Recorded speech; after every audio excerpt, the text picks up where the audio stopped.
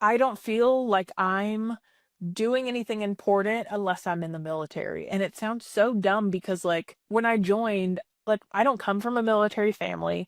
I grew up around a lot of military people because in Panama City we had Tyndall, we had the naval station, and then obviously like Duke Field, Hurlburt, Eglin, like everything was there and everybody I knew was like military. But I have such a boner for the Air Force, and I don't know why. And I'm like, I go to therapy once a week, and we always talk about it. My therapist is like, I don't think these things are exclusive to, the military lifestyle. And I was like, well, nothing else makes sense.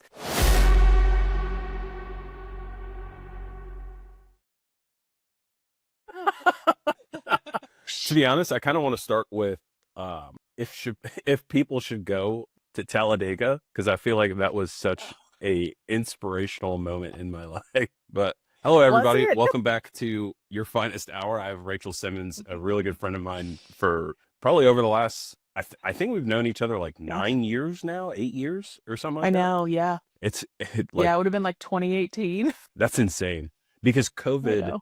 I always forget COVID was 6 years ago. Like the start of COVID was That 6 years feels ago. wild. I know.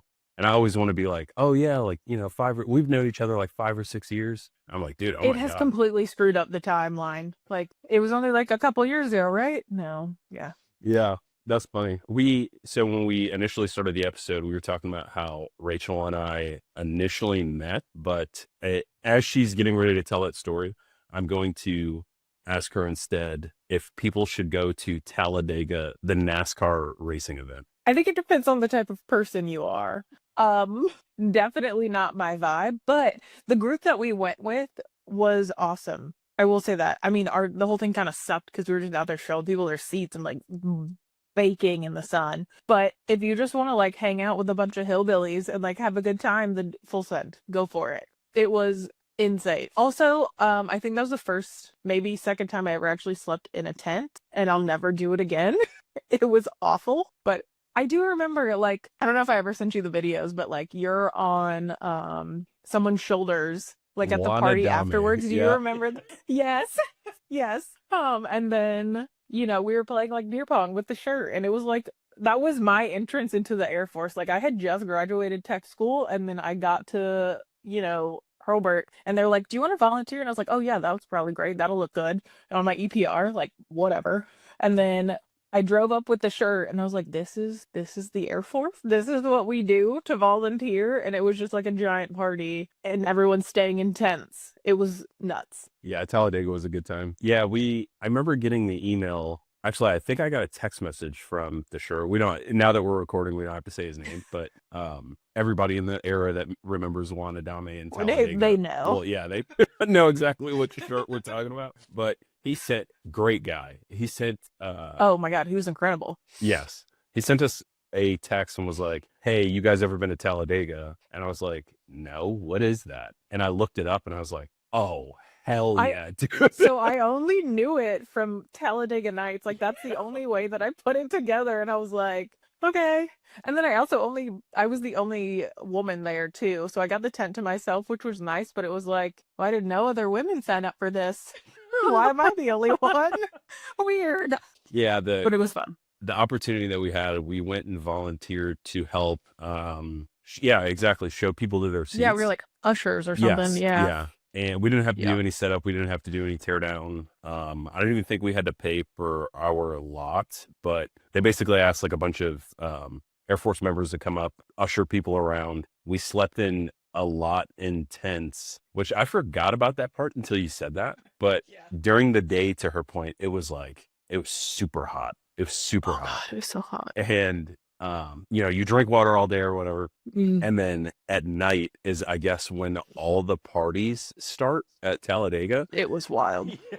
And so people were boozing all day, and then they continued to Oh booze my all night. God. And I remember one morning, before we started doing like the ushering thing, I walked Uh-huh. down this like not alley, but I walked down this pathway, and I was like, Hmm. "Oh, let's just go exploring." And it's me and Juan Adame, Oh who's no. like a Mexican dude. Yeah. And so we're just like walking down this alley, and I look Oh around. no. There's Confederate flags everywhere, and it was like, Everywhere. "We love Dale You Earnhardt guys. Jr." And I was like, "Oh, dude." I looked at Juan and I was like, "I Go. don't think we're supposed to be over here." Yeah. So Oh Yeah, God, I didn't even think about that. Yeah. that was a great event. Great event. But yeah, that's how I met It was Rachel. fun. I remember I don't know if you were there. Like I met them at Sam's because we were like buying food and they just bought like cases of like frozen hot dogs and like beer or something. Like that's all I remember. Like this is gonna be great. Oh man, that was a good time. I think I was a senior airman at the time. Yeah, and you were an airman basic, I think. I was an A1C. All Were you an right. A1C? Yeah, I was an A1C. Yeah, because I That feels remember when so you weird. showed up. I maybe it was a shirt, but they were like, "Hey, like you guys seem really fun. Like Rachel's new to the Air Force. Can you show her can you show her around, like help her feel comfortable?" And me and Adami were like, "Who?" And then we met you, and we're like, "Oh, dude, hell yeah!" We're like, Yeah. So the whole way that I got into that job, because I was supposed to be a TISO.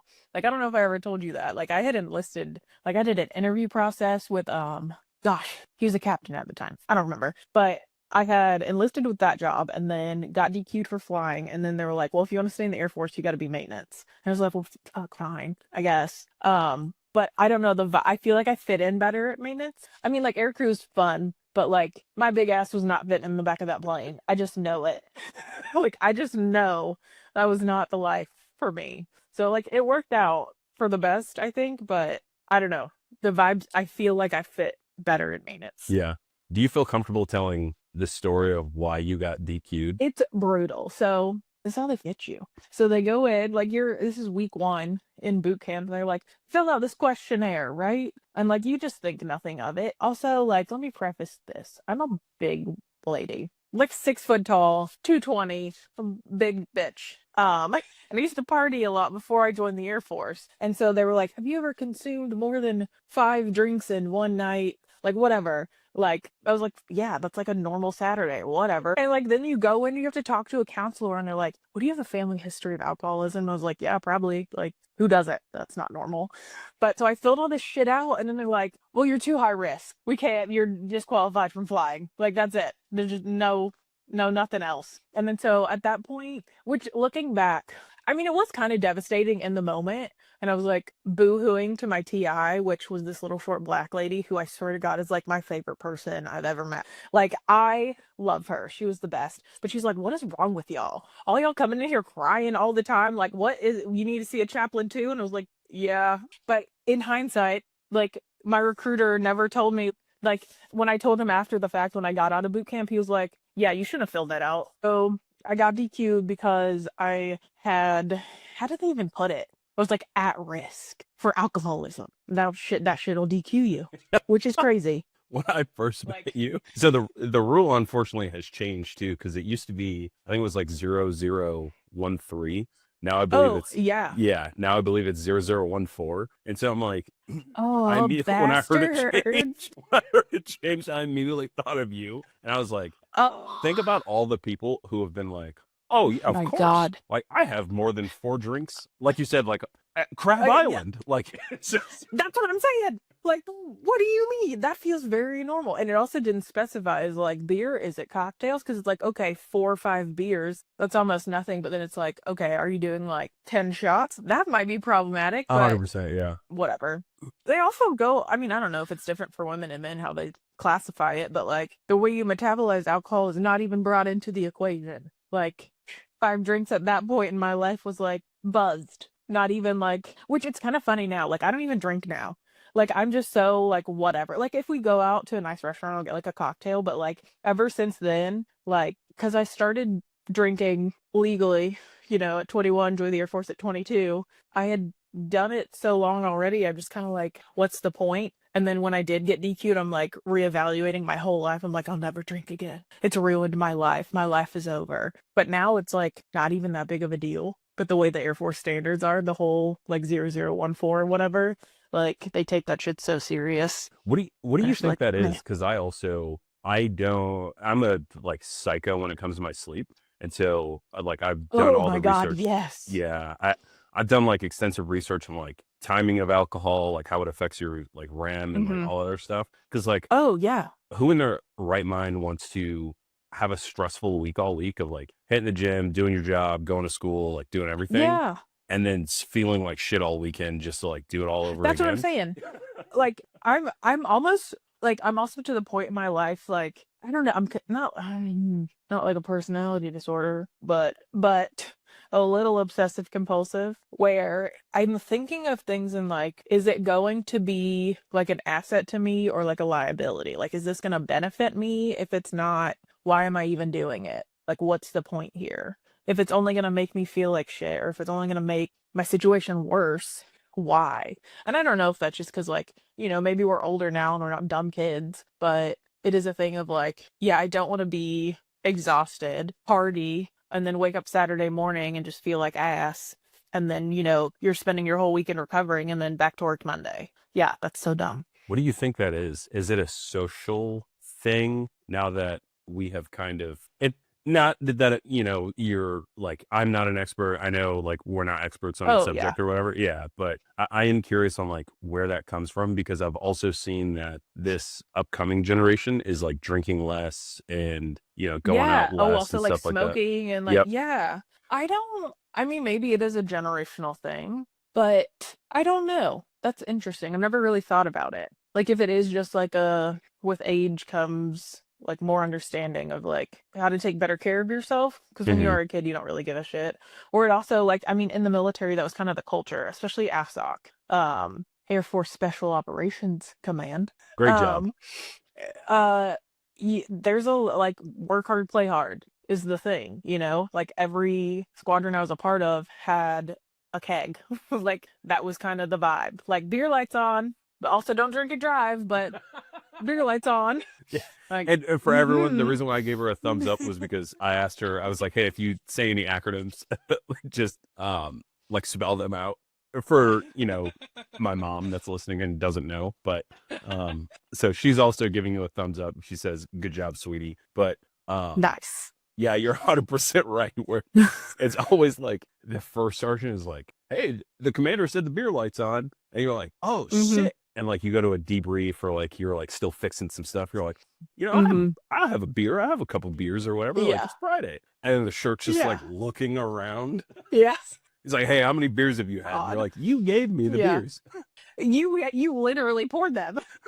That is such a wild. That's the other thing that like really pissed me off too. So like I I'm in boot camp, I get DQ'd, I'm like home station now, and there's a whole ass bar in the back of our squadron. I'm like, what is this? Like these bitches. Or like at our shop, like the maintenance shop, like beer in the fridge all the time. All the time. Or like even going away gifts, all the booze card at the Christmas party, that was insane. Do Yeah. you remember that? Oh, yeah. Like it pissed That's like me a off so staple. much. Yeah, that's like a staple. So what she's describing is at the holiday parties, they will do a raffle. And so most Oh God. squadrons do this. So if you're listening to this, like I know, a really good buddy of mine, Tweeter, that's his call sign, Tweeter, like he's been a part of them at like holiday parties and stuff. But you pay, I think it's like $25 or like $10 or whatever. Hmm. You get a ticket, you buy enough tickets, it increases your chances. But the booze Hmm. wagon or beer cart Oh or God. whatever they call it, each squadron that I have been to, which her and I have worked at the same squadron, it's probably I don't want to exaggerate, but it's probably like $800 worth of Oh booze. yeah, because it's not even like shitty booze. It's like good stuff. Yeah, it's Like like really good scotch, really good. yeah, It's a lot of booze. and it's like handles. It's not like teeny tiny bottles. Yeah. No, Yeah. And that was yeah, whoever wild. wins the liquor cart, like that becomes the greatest person in the squadron for the next year until Yeah, you're like best friends with them. yeah, a bunch of my buddies, Cam, Dan, we call him Dob, but you've met all of them. I don't know if you remember them, but they won the liquor I mean, wagon in 2018. They gave away a bunch of bottles that night. yeah, I do remember Yes. that. Yeah. Yes. That was Oh, insane. They the gave 20 away a bunch there of bottles. Oh, go ahead. I was gonna say the parties that Squadron had were always the best. Yeah. Like because I've been to some that are just like awkward and everyone's just kind of like sitting around and like networking, but like those were awesome. Like probably the best holiday parties I've been to in all of the Air Force events. Yeah, that's pretty awesome. I went because I joined the Guard. I went to the Guard holiday Oh party and it no. was equally I think flying units just like have it figured out. That's true. Which, okay, you know what's really funny? I had, as aircraft maintenance, it was best case scenario. We belonged to an intel squadron, so we didn't belong to any of the AMUs. So, like, we'd go and put our shit on the airplane, and then if it broke, we'd take it back to the shop that was air conditioned and, like, had a beer fridge. Like, it was maintenance, but not really. So, best case scenario there, but still. Aircraft maintenance, do not recommend. Just don't. Anytime I hear someone, like I've got a couple, it's so weird. Like my younger siblings are like kids that I used to babysit that are like, I want to join the Air Force. And I'm like, all right, time out. What do you want to do? And they're like, oh, this is a list of jobs the recruiters gave me. And I was like, none of those. Literally none of those. Don't do it. Find a job you want. And if they tell you that they don't have it, then you just wait. Because that was the other thing. My recruiter tried to like force me into like, well, these are the only open positions. And I'm like, well, I'm not doing those. Like, don't settle for like, what are they, open general? Is that how you go in active duty? Yeah. It's crazy to me. I feel like, I don't know if it's like a recruiter's job. Like, they're not taking advantage. Like, they're doing their job, but people don't know that you can say no, I think. Like, if they're like, well, these are the only jobs open. Like, you don't have to take those, and you shouldn't. But that's obviously not something that's like communicated ever. Which is actually super interesting because my recruiter, I haven't talked to him in a few years, but I mean, him and I kept up over the decade that I was active Oh, duty. really? Yeah, Wow. I actually have never told this story. I was supposed to join the Marines, like all my buddies in high school. What? Yeah, all my Oh, buddies in God. all my buddies in high school, as we were started going to college, like all my buddies that I wrestled with, they were like, oh, join the Marines, like don't be a wimp, like blah, blah. And then we all kind of like went our separate ways and they all Hmm. joined the Marines. And I initially was like, I guess that's just the logical next step. I was like, I guess I'll just go be a Marine. And while I was in college, they had like some special operations, whatever, like come down Oh. to the wrestling team and like give a speech of like, hey, wrestling's the greatest thing in the world. Oh, Like, so is special operations. Like, you should join. And so I was like, that's cool, Marine funny. special operations makes sense. I used to play soccer pretty actively. I tore my ankle. I like rolled it like super bad. And I tore Oh, something. I tore yes. like some kind of ligament. I messaged my recruiter. I was supposed to ship out to boot camp like 3 or 4 days later. And I messaged him and I was like, hey, I'm in the hospital. I was like, how does that work? He Oh, never no. messaged me back. I signed my contract and everything. He never messaged me back. And so, not my contract, but like, like you signed something. Oh, like your intent? Yeah, yeah, Yeah. yeah. Never messaged Okay. me back. I'm So like, holy shit. I was like, am I in the Marines now? I was like, how does this, like, and so the hospital releases me, I'm on crutches and everything. And 2 months goes by. I'm still in college, like couldn't wrestle, cause I was injured. And I was like, Yeah. I guess I'll still join the military. I went into the recruiting office for the Air Force. This Oh, dude was God. like, don't accept any job that's not this job. He was intel. He knew exactly what Okay, good a for TISO him. was. Yeah. Yeah, exactly. And I was like, yeah, man, but like, I want to be a CCT. And he was like, shut up. He was like, you're only doing No, this job. no, you don't. Yeah, good for him. Okay. Yeah, I was like, okay. And he was like, you need a 72 general score or whatever for Oh, the ASVAB. And easy, right? yeah, and he was like, you need to study these exact topics to get over a 72. He was like, you'll be taking the ASVAB like in 3 weeks. I was like, oh, okay. Oh, And shit. then yeah, scored it, got my dates, left like 5 months later. I was like, oh, okay, I Wild. guess. Yeah. So it was So, like, fucking up your ankle is probably the best thing that happened to oh, you. 1,000%. Yeah. That's wild. I'm at Camp Respecting. Lejeune at Parade Rest right now, just with like the Oh world's my shittiest God. haircut. Oh, yeah. Brutal. Yeah, that is funny. Okay, so I did want to go back to the reserves thing though. So I think it's pretty, at least for me, I feel like it's obvious enough that like every job in the Air Force is vastly different. But kind of to your point, Oh, the yeah. requirement of what your job needs, because I know a lot of the reservists, at least for the TISO job, they are there more than 1 weekend a month. But for a lot of those people, that's like their primary job. They're on like active So that's the thing. reserve. Yeah. Yeah, so they belong to the reserve as far as like funding and stuff goes, but they're essentially just active duty. And at that point, everything is the same, like requirements wise, which that was the thing that did bother me about the reserves. Like, if you are a traditional reservist and you're there 1 week in a month and like the 2 weeks out of the year, but you're expected to uphold all the same requirements that an active duty person is, which feels crazy. I'm sure, is that how it is in the Guard too? Like you've got It's all the same. yeah, at least for the flying units, I mean, it's the exact same Yeah. requirements. But it just feels crazy. Like the only, I mean, it is different. Like you don't have EPRs every year. They changed it when I got out, but I don't remember what it is now. But you still have all of the same requirements as far as like training and physical fitness and all that stuff, but you're only there 1 week in the month. So that kind of drove me crazy because the bulk of our time was spent doing CVTs and like self-aid buddy care and CBurn and all that stuff. So I get that they want you to be like, able to deploy on a moment's notice, but that's kind of bullshit because you're not like, if you get a deployment as a reservist, you can turn it down. At least that's how it was in my experience. So it's like they want you to do all the same things, but not really. Like if you were to do this all over again, you would like join the reserves. I guess my question is, what made you do the reserves instead of active duty? So initially, I was 22. I was working for like a small catering company that did like, they had one restaurant and like concession stands around town. I had like a disposable income. I was living my best life and I was like, but this, like, I can't, this isn't sustainable. Like, I'm not going to do this for the rest of my life.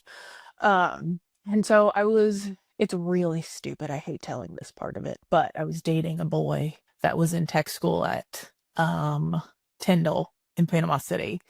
And his friend was telling me about like the reserves because he knew one of the reserve recruiters on Tyndall. And he was like, yeah, like they'll pay for your school. They'll like, you'll have healthcare and all that. And I was like, oh, that's awesome. And it's only 1 week in the month, whatever.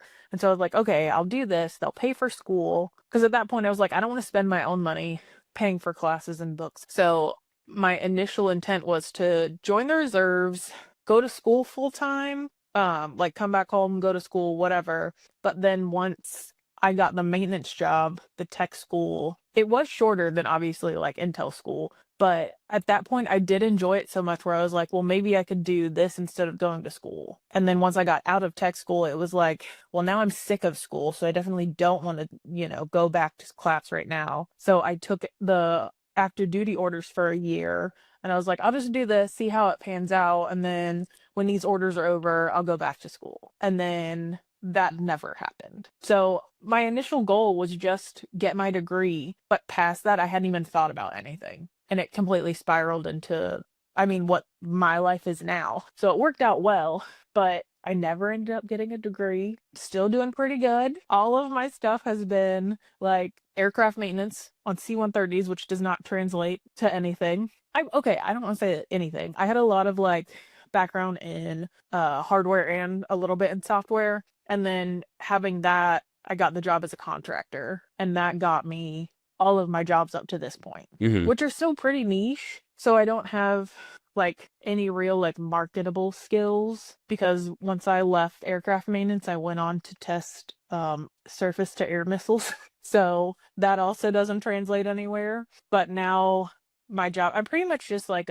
it's called like a program coordinator, but I'm essentially like team mom. I'm making sure everyone gets to practice on time. I'm making sure everybody has lunch and making sure you fill out your time card correctly. So like it's honestly, I really enjoy it. I'm like super organized almost to a fault, but it really works out for this position because everyone that I'm supporting are like software developers that just want to sit there and code all day. So I just like send email reminders all day, make sure you do this thing. So it's not bad, but it is completely not what I intended in 2017 when I enlisted. I think I would have gone active duty if I had the foresight, but I also know I think I would have hated it because of like moving and like having to say goodbye to all your friends. Like that is like gut wrenching. Like leaving again, my experience is different. So I grew up in Florida, lived in Texas for boot camp and tech school, stationed back in Florida. And then I only moved here because my husband got orders here, which has been incredible. Like we love the area. But I think having been like a 22-year-old, 23-year-old, just like moving around, like that would have been so hard for me. Where were you at after Hurlburt? I've Or did you stay never, there? yeah, I've never been to a different So duty station. yeah, that's crazy. I guess it does. I mean, there are people that kind of stay in the same duty station forever, which is nice, but like more often than not, that's not the experience. Yeah, our options, there's a few things that you said that I want to go back to, but just to round that off, our options were Cloverfield, North Carolina, Oh, that's right. Like yep, and then Cannon? Canton, New Mexico. Yeah, so Ugh. after a few years, I was like, the North Carolina gig sounds cool, but like I have no reason to move to North Carolina. All my Yeah. friends are here in Florida, and then Canton, New Mexico is Yeah. Canton, New Mexico. So I was like, I want to Yep. avoid that like the plague. Yeah. So Yeah. I feel like a lot of people say, oh, I just got lucky, like with their stuff. But Mhm. sure, for me, it was luck. I did everything. I would literally go into like Chief's office, like the several Chiefs that we had. Yeah. I would go into their office and be like, what jobs can you physically not move to Canton, New Mexico? And I would just do all Yeah. of those jobs. You So, manifested it. yeah, You 100%. made it happen. My whiteboards and everything. And I was like, okay, Yeah. if the Air My Force vision board, gives and me it's just like orders, yep, Cannon. like I'll do everything I can. Yeah. Because at least for me, kind of to something you said earlier, like as far as, priorities, I guess I would call it. Glad you said that. I don't know. Okay. Real Blue Falcon moment here. I don't know why I have such, like, I don't feel like I'm doing anything important unless I'm in the military. And it sounds so dumb because, like, when I joined, like, I don't come from a military family. I grew up around a lot of military people because in Panama City we had Tyndall, we had the naval station, and then obviously like Duke Field, Hurlburt, Eglin, like everything was there and everybody I knew was like military. But I have such a boner for the Air Force, and I don't know why. And I'm like, I go to therapy once a week, and we always talk about it. My therapist is like, I don't think these things are exclusive to, the military lifestyle. And I was like, well, nothing else makes sense. I had like a full-fledged meltdown. So like before we moved, when I was a contractor, I was working on Eglin. I was still working with active duty people. Like we still had the whole, like, everyone understood being in the military and like living that lifestyle. And now coming here, we're like a GSU, like geographically separated unit or whatever. So the nearest base is it's like 2 hours away. Like a lot of people don't even know that there's active duty people here. Like we have the JAG school, the Army or Navy, I don't know. They have like a tech school here. But like the actual like active duty people, a lot of people don't know are here. But when we first got here, I was working at Target and I had like a full-fledged meltdown because I was like so upset. I wasn't doing anything fulfilling. All I was doing is stocking shampoos, and like I was like, I have to go back into the Air Force. Like I have to do something like that. I'm doing something important with my life. And for some reason I've got it stuck. Like that's like the ultimate like thing that like I'm contributing to the world. I don't know. And it's gotten better because now like we're not part of the DoD, but we support a lot of like the intel community. So it's like close enough that I'm like supporting the mission, but it still like is almost not enough. It's a very weird thing I've been like struggling with because I got out in 24. My final out was 24. But that's also like I dyed half my hair blonde. I got new piercings. And it's like, okay, if I join the Air Force again, I can't have all these things. But then I'm like, okay, that's stupid. Supporting my country is way more important than these like superficial things. It's a weird getting out of the Air Force. I don't know. It's such a hard transition with being a civilian because like when all you knew before for like 8 years is the military and people that all understand what you're going through, like here nobody gets it.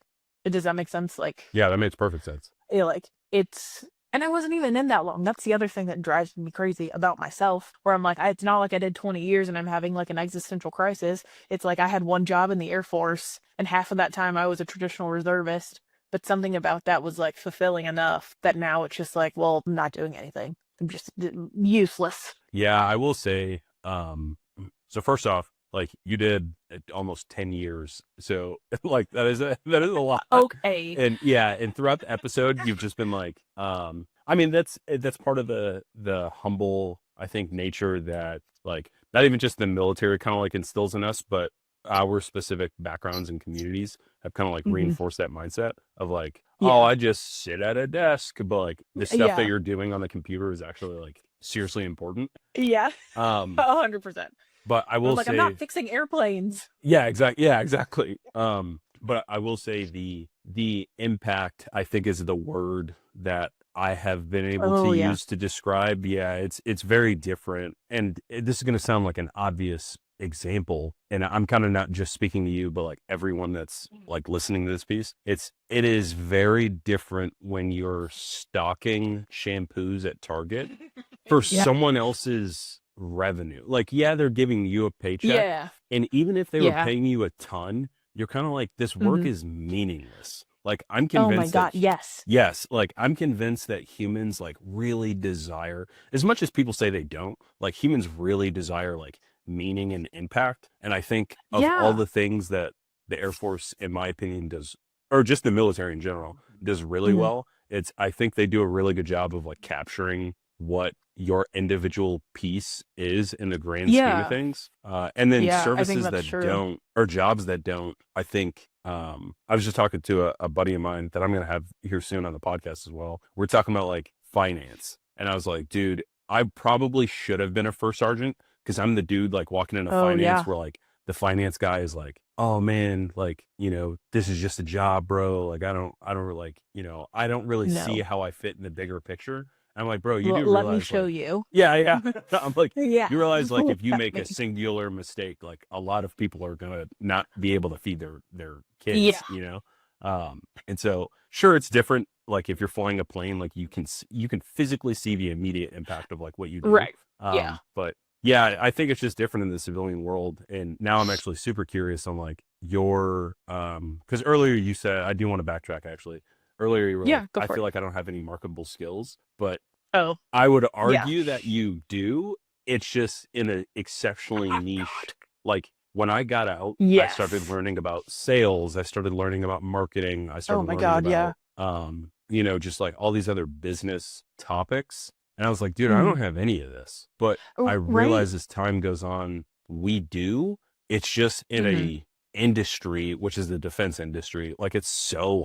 hyper niche that like if you Yeah. don't want to stay in that field, then yes, you have like Mhm. no marketable skills like really anywhere else. Yeah. But if you do stay in that field, it's like, oh dude, I've been doing this for 10 years. Like what do you need? You know? So yeah, okay. I'm glad you said that. That is true. I've never really thought about it that way because the job that I've got now, so like I mean, working for General Atomics is such a broad, like there's so many different things that we do, but like obviously the most famous thing is like the Reapers, the like unmanned drones. So like being a part of even the company that makes those, it's so cool to see what we're able to do with it, if that makes sense. And like that's why it's close enough that it still is fulfilling. But I think at this point, having all like the super niche background, I probably could work for almost any DoD contractor because I know how things work and how the military operates and I know what they expect from contractors. And that's actually been something that's super helpful for my job because we do have quite a few veterans, but we operate as like a software company. And I kind of complain about this to my boss all the time where I'm like, these kids have no idea what they're doing here. Like these kids are software developers right out of college. They have no idea what impact they're actually having.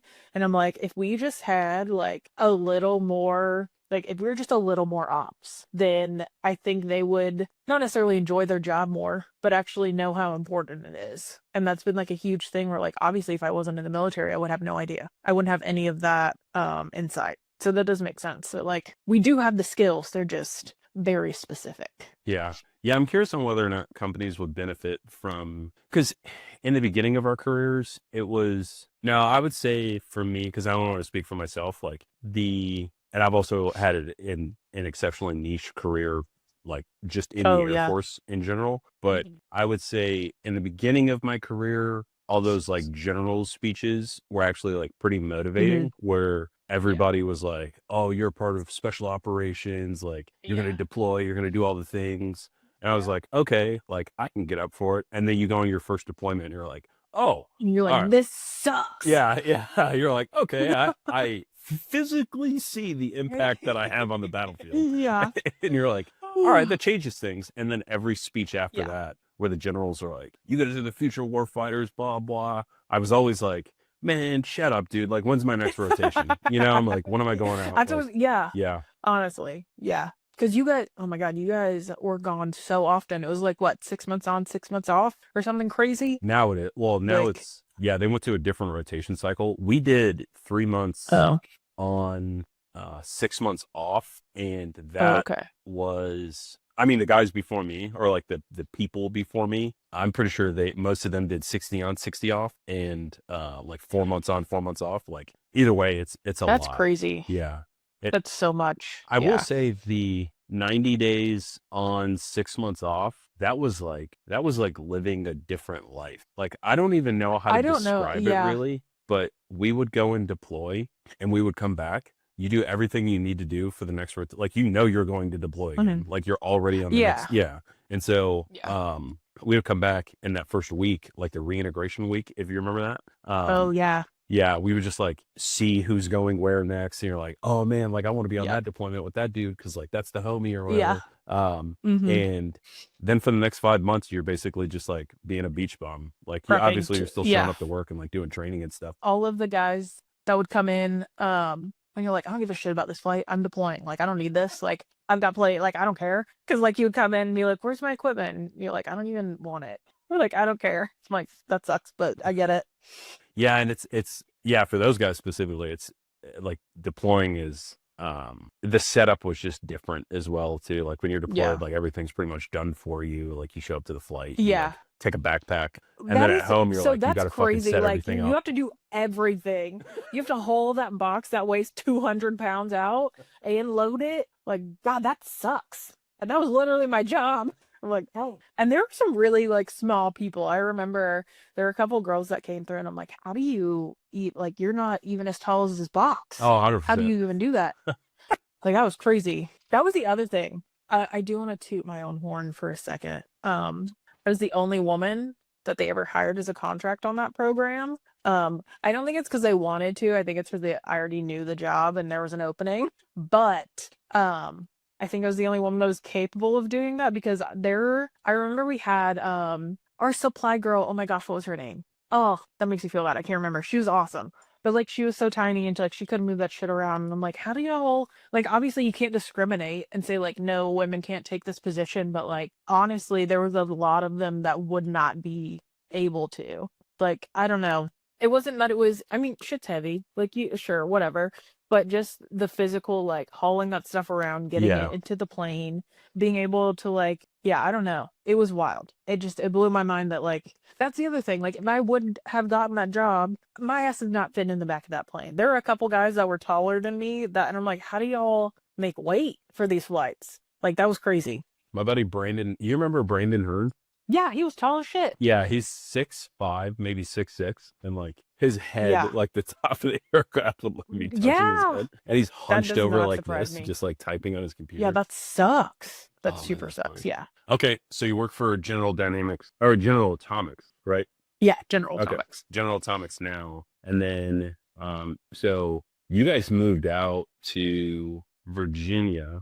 You started working at Target. What did you go through? Did you go through I'm assuming everyone has to do it, but did you do the transition assistance program? Oh my God, I was talking about this the other day. So in my experience, it was worthless. Like anytime you get off active duty orders over, I want to say 90 days, you have to do taps every time. Okay. And I don't know if What? it was You because have to do it every time? every time that was like I don't know if it was like actual taps or if it was like a condensed version because I never had to go to like I never do anything in person. It was all online. Oh, okay. But yeah, so I think it was like probably not as thorough, but it just the stuff they were like teaching you how to write a resume and teaching you like how to market or shit, what's the word? Like I don't know, but it did not seem like it'd be helpful for someone that actually needed to get into the civilian world. Hey friends, if you're finding value in these conversations, it would mean a great deal to me if you would share the episodes with your friends. Word of mouth is how this show grows. It's how we reach more people with stories like these, and it's how we build this community of people preparing for their finest hour. Every share and every additional listener allows me to put more resources back into making this show even better for you. If you would do that for me, I promise to work intently to ensure this becomes a show you genuinely look forward to, rather than just another podcast in your feed. If you need something to share, you can head to yfhpodcast.com. Again, that's yfhpodcast.com. There it should have everything you need. Thank you, and let's get back to the show. Yeah, so I had to go through TAPS. That was my experience. It was also pretty useless. And like in that 2 week period, Yeah. because I was separating, I was like, well, I got to find a job. Like I just had other Yeah. stuff on my mind. Like the timing is not great And because it's a obviously lot. anyone Yeah. going through TAPS, yeah, you're not focused on that. You're focused on like one, if you're getting out, like, well, shit, I got to worry about moving. I got to worry about like my family. Like, obviously, I'm going to do what I need to do. I don't need to know how to write a resume right now. Like, you've probably already done that at that point. Like, you should, like, if you're, you know, in the last 2 weeks and you're separating, you should already have a job lined up. Like, this should have been 6 months ago. Yeah. Yeah, and it's like we give you contacts. Eventually, I was like, okay, maybe like I'll just treat this as like a networking thing. Like, there's a lot of people getting out, Yeah. and I was like, maybe I'll just do that. But like, a lot of the people were, at least in my cohort or class, they were all like getting kicked out, or they were all like super jaded. Yeah, there was shit. like one dude who was a pilot Oh. who was like, oh well, I'm just going to the airline, so like I'm good. And I was like, well, I can't do that. So like, Yeah. thanks. Thanks. And then another dude was like, oh, I'm retiring. He was like, I've been in like 25 years. Then he doesn't need this at all. Yeah. He's not gonna work.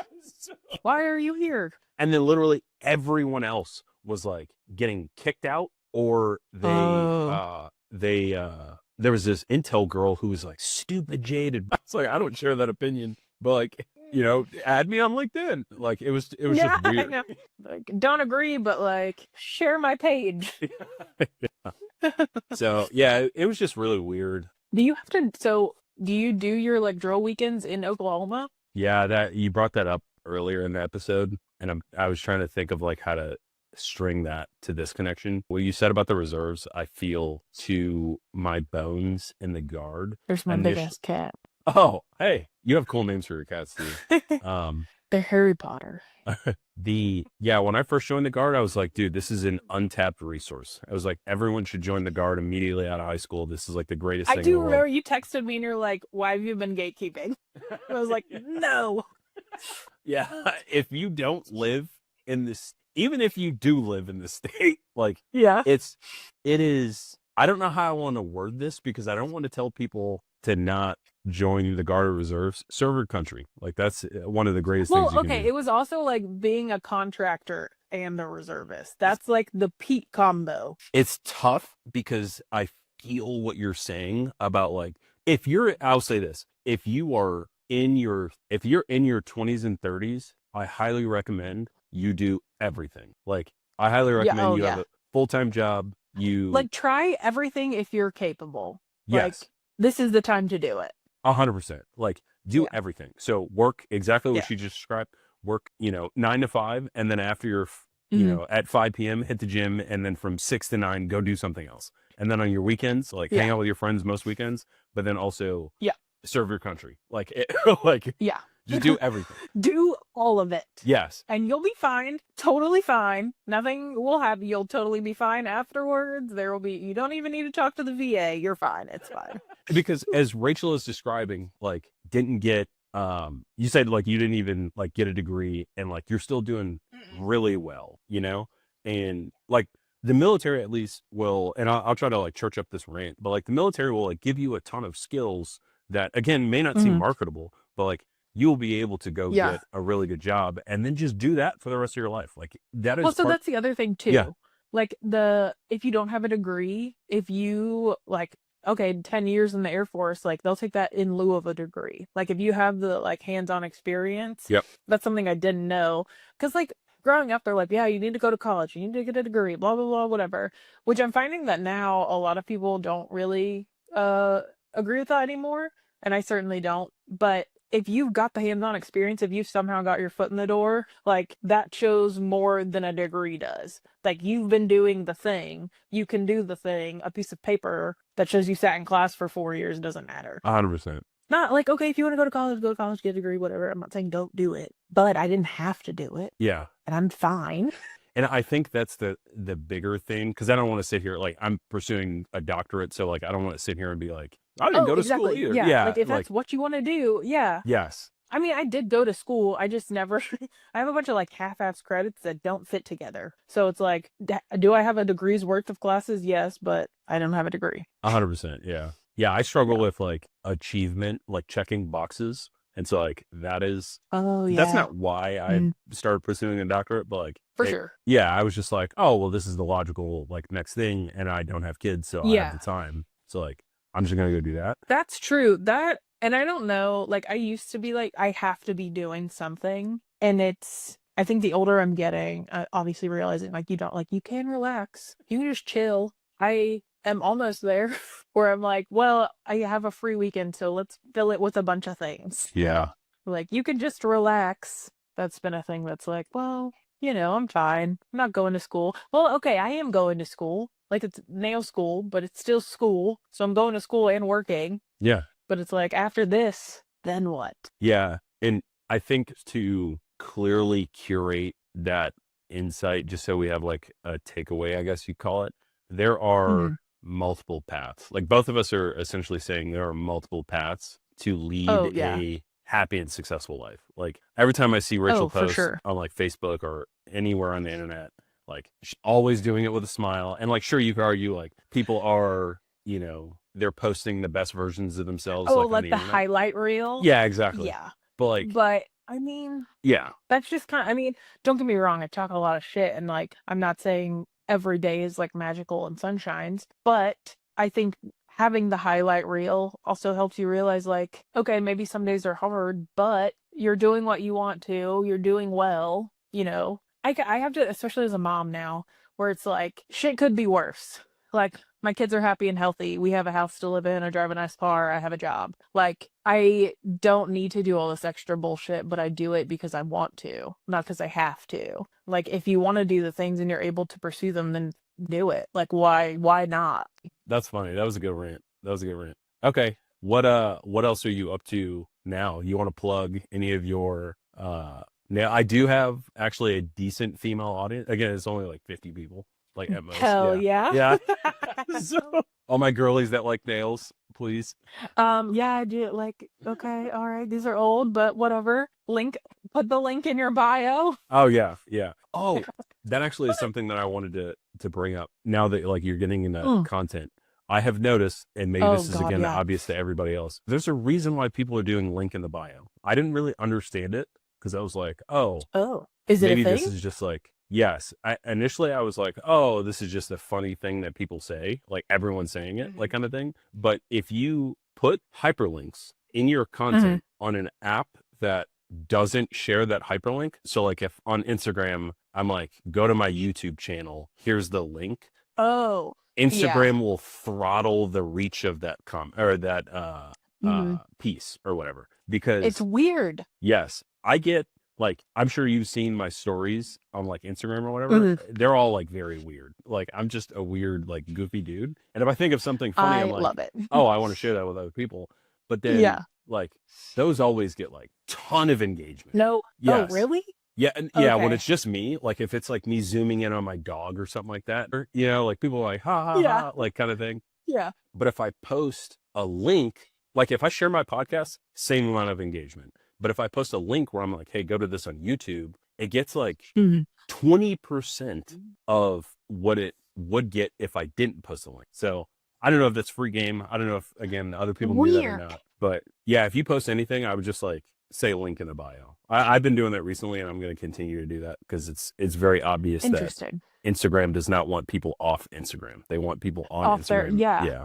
I mean, I guess that does make sense, but I've never thought about it. That's the other thing I do struggle with, where it's like, I'm so unserious. Like, I am so like sarcastic. There's so much shit I want to say, but like if I'm trying to get a job at like a spa or salon or something, I'm like, they don't know my sense of humor, so like I have to be like normal, and it's stupid.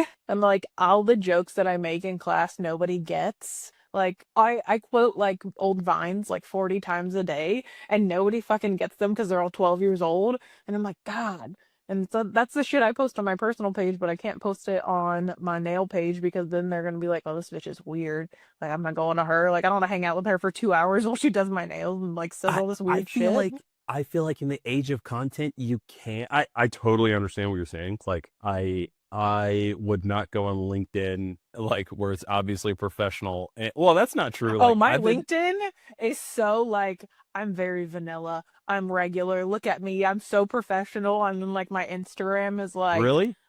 The why, yes, like I don't know, which I don't use my LinkedIn that often, but I know like the people that I've connected with are all of our like government customers too. And I'm like, hi, I'm Rachel. Nice to meet you. Like, very, but you know, in the back of my mind, I'm thinking like, he needs some milk. Like, that's the kind of shit that just goes through my brain. And that's what's on my personal page. But like professional and nail page, I'm very like, oh, hi, I'm Rachel. I'm a wife and I'm a mom. Nice to meet you. I'm a menace on LinkedIn. Like pretty much everything you've Are you ever seen me really? post on Facebook. Oh yeah, yeah.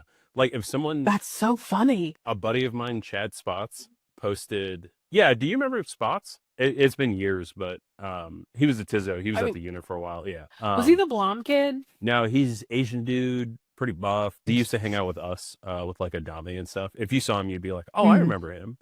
Pretty Wow. quiet dude around people he doesn't know, much like a lot of people. Mm. But Yeah. yeah, you know, like on LinkedIn, people graduate some kind of certification or Oh, yeah. course. Yeah, and so he graduated some risk management educator course, and Hell yeah. I commented on it, and I was like, you know, everyone's like, "Congrats!" Like hand clapping, like doing the Oh, whole and it's all thing. the generic, like, Yes, yeah. yeah. And I was like, "Oh, if you know so much about," I was like, "Oh, well, if you know so much, bro, it's like name 3 risks." And like it was just like such a stupid comment. He laughed. And yeah, that's me on Instagram, or on I keep saying Instagram. That's me on LinkedIn. I Like, mean, that is because that's just you. yeah, Like, yeah. I don't really, I like, I shouldn't censor myself, but I feel like that's how I should act if I want to get a job. But then I'm like, well, when I get that job, I'm just going to be me. So I'm like catfishing them essentially.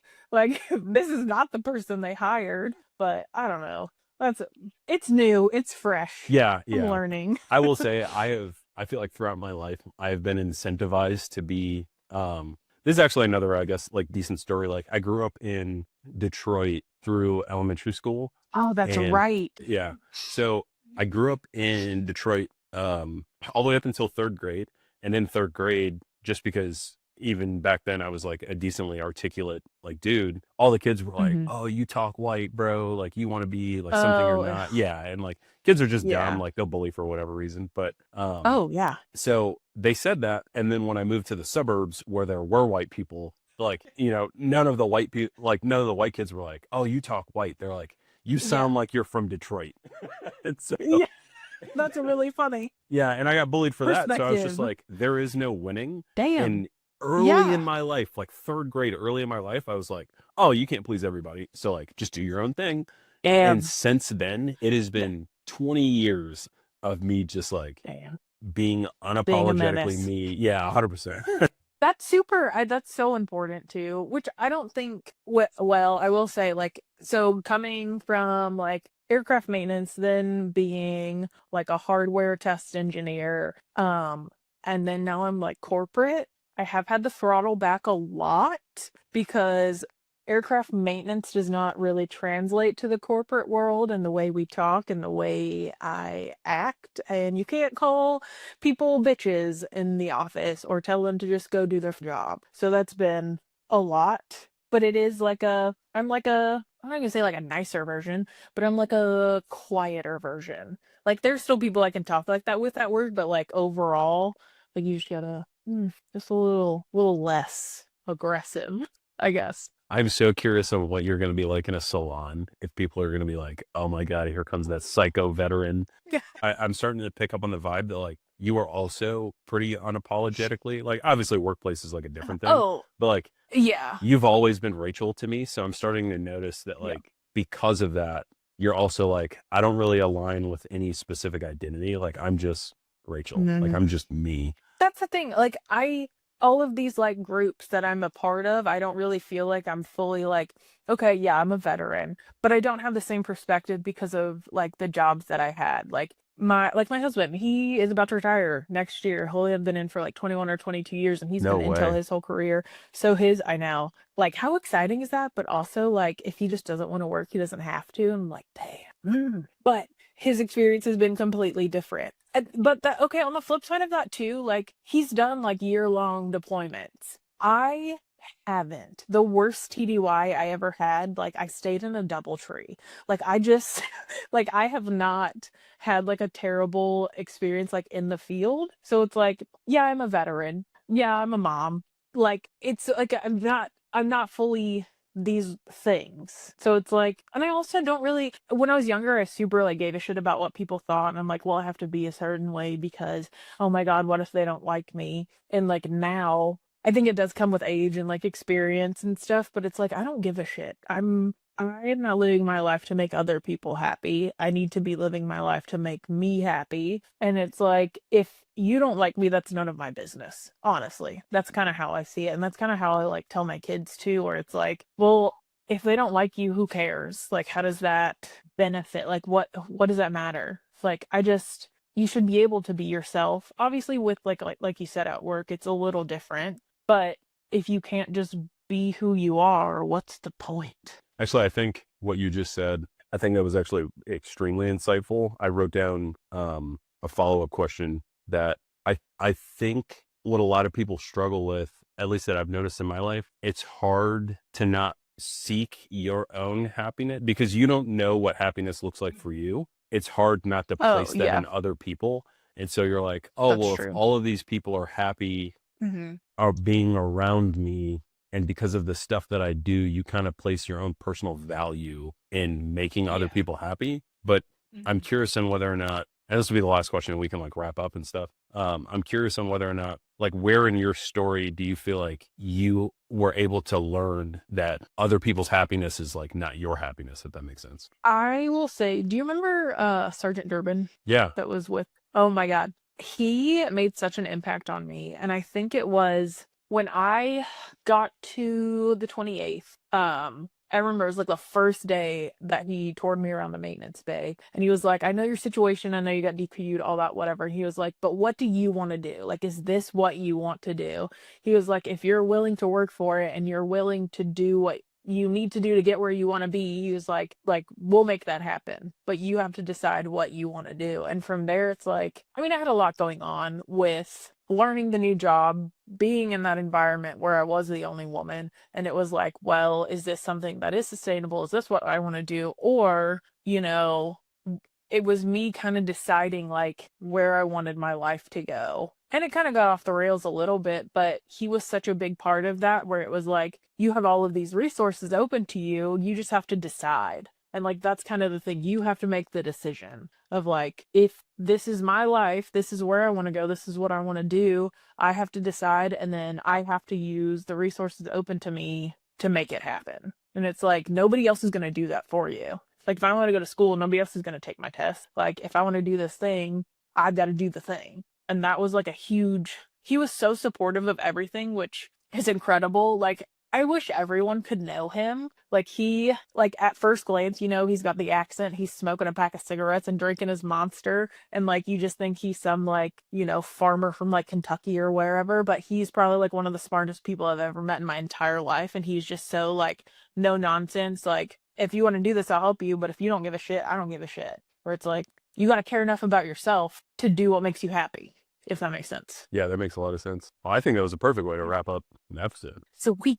Yeah, that was great. Is there anything else you would like to share to the guests? Actually, what is through your entire transition out of the reserves to what you were doing now, if you could tell someone who is also getting out of the military, like one thing, what would that one thing be? Ooh. Oh my God. That's so tough.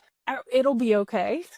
It's going to suck a lot, but you'll find what makes sense. Like going into the DOD, like if that's the thing that, if you do want that, obviously, like go for it. Be a part of that because you have the experience. And if you hated the military, then go live your best life as a civilian. But like, it's not the end of the world. It will be okay.